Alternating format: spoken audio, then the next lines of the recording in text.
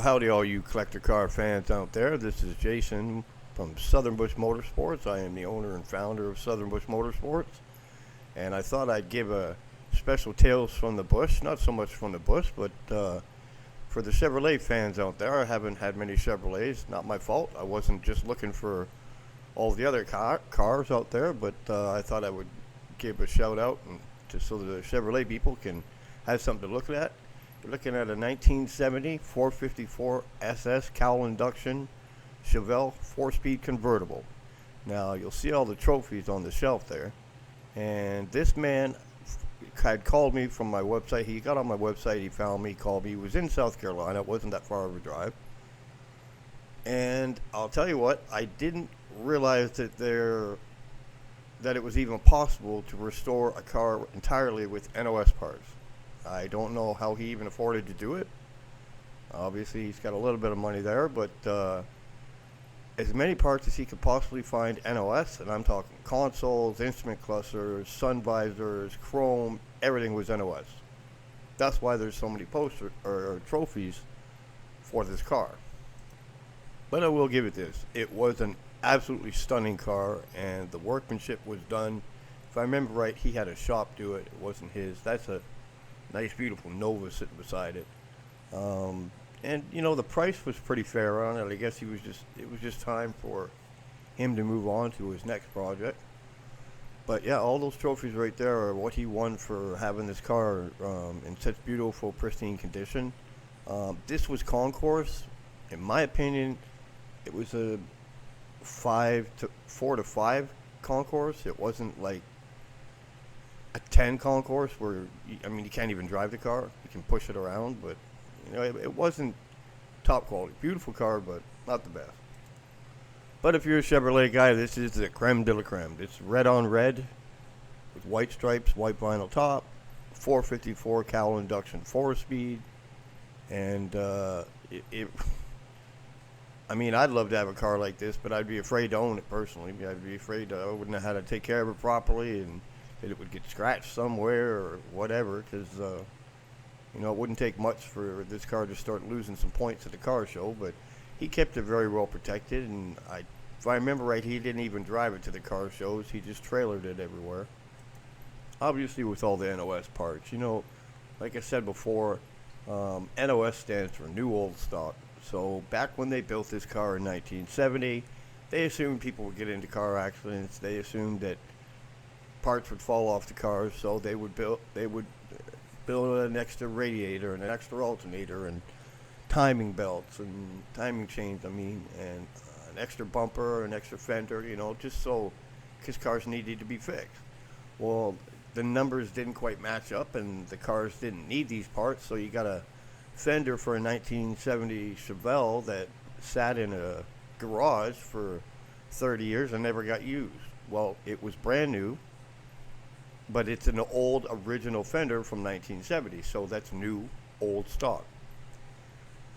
I really don't know how this guy got a hold of all these new old stock parts, but he told me just about the whole car was new old stock. The bumpers, the headlight bezels, the grille, the SS badges. I believe he said the windshield and the convertible top were NOS as well. Like, where do you even find that stuff? The car was beautiful. There's no question about how beautiful the car was. But no, in my opinion, unless you're going to take a car to concourse, which is, you got driver quality, which, it's restored, looks good, it's not perfect, got a bit of Bondo, a little chip here, scrape there. And then there's concourse quality, which is, like I said, I consider this a 4 or a 5. It's definitely not a 10 concourse. It wasn't all numbers matching car, but concourse 10 is like everything's perfect, everything's brand new, and the cars are stunning, there's no mistakes anywhere. But to restore a car with NOS parts when you're not going to go for a 10, it's kind of insane. So just for listeners that might not exactly know, let's give you an example. Let's take an alternator for a 1970 Chevelle. You can go to AutoZone and you can get an alternator that'll, work with that car, but it's not correct, doesn't look the same. You can find an old alternator and get it rebuilt, but it's an old alternator and it's not going to look the same. And then you can get an NOS alternator, brand new from 1970 that never got used, sitting on an old dealership floor. Those are your options. So the AutoZone alternator is going to cost you about 80 bucks. And maybe that original alternator you get rebuilt costs you 150, 200 bucks. An NOS alternator is going to cost you 600, 700 bucks. Because it's worth it. It's been sitting around for 30 years. It's brand new, still in the box. So it triples the cost of restoring a car. So, I mean, unless it's a key part on a car, like, you know, say you're restoring a car like this, a 70 Chevelle SS, and you don't have the original engine, interior, and all that, but you're restoring it, the car looking good, and you want to buy an NOS dash cluster, instrument cluster. Well, there's nothing wrong with that, because it'll make the car look good on the inside, and it's your money. But it's going to cost you triple what you would pay for maybe somebody that can rebuild the dash for you. That steering wheel is an NOS steering wheel, by the way. That it just, he listed all the parts, and you know, yeah, this is 20 years later, but I still remember what this guy said. And it was, I bet you he had $100,000 in this car, and that was 20 years ago. So yeah, he's going to win every single show he brings his car to, because the whole car is built on NOS parts. How he would even find all these parts, I don't know. But the car was absolutely stunning. It was a marvel to look at. And I wanted to take as many pictures as I could for the future. If I ever restored a Chevelle, I wanted to be able to see. I mean, look at that interior. It's absolutely perfect. In a minute, we're going to get into pictures of underneath the car, and you'll see kind of where I knock it down. So, you know what? Those speakers. Somebody in the comments help me with that. They didn't put speakers there, did they? I don't think they did. Well, that did knock them down some points at a car show. I don't think they put speakers like that there. I could be wrong. You know, I'm not an expert on these cars. I know them well, but, you know, I say what I say and I know what I know. Look at that 4-speed console. NOS. Brand new. Shifter and everything. Where do you find parts like that? But look at how gorgeous that interior is. You know, it was done right. The restoration shop definitely knew what they were doing. And, you know, I wish I knew which restoration shop it was. I'd definitely plug them here for free. Over the years, I found a lot of places. You know, you guys can look at the picture. I'm going to tell you a really quick story about a guy. This guy calls me. He says he's got a field full of rare Chevrolet products. Novas, Chevelles, 454, just everything. And he said, you're welcome to come and take pictures. He goes, I want $2,000 a car. I don't care what it is. And he goes, I can tell you right now, there's 454 convertibles in there. There's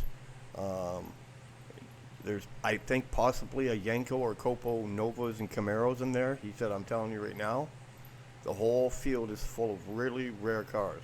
And I'm like, great. You're only half a day from me. I can be up there tomorrow afternoon. He goes, before you leave, I need to tell you there's a catch. And I'm like, oh, God. There's always a catch. He goes, I can tell in your website you're very well equipped and you're very well set up with everything. He goes, but I'm going to tell you this right now. The field that these cars are in is infested with rattlesnakes, black mamba snakes, which I don't even know if that's possible. Ooh, look at that frame. That ain't good. That don't look right. And every car in the field is wrapped around with poisonous briar brush, which is those. They almost look like the stem of a rose, you know, with the thorns, but they're a little bit thinner and they're really, really long, and they wrapped around these cars. And I'm like, I went and called some people, and I'm like, you know, I want to get these cars out. Well, just looking at the underside of that car, change subject right here. I'm not even putting this thing in concourse. I don't think I said it was concourse when I first looked at it, and I thought it was by the pictures. I haven't seen them in 20 years, but yeah, no way. That's a 6 driver at best. So I called some of my people I've had to rely on before about what to do about this hidden pile of cars with all the briar brush around it, and nobody. I got what help I could, but I ended up said, screw it. I went out there to take a look at it. Now I know from doing what I do for a living to bang on doors and stuff, and I wish I would have taken more pictures because it was a long drive. But I'll tell you what, first door I banged on, and all I heard was from a rattlesnake. The briars were so wrapped around the cars, it was going to be impossible to get anything out of there, and he knew it. But, thanks for coming by and checking out our Tales from the Bush, and don't forget to like and subscribe.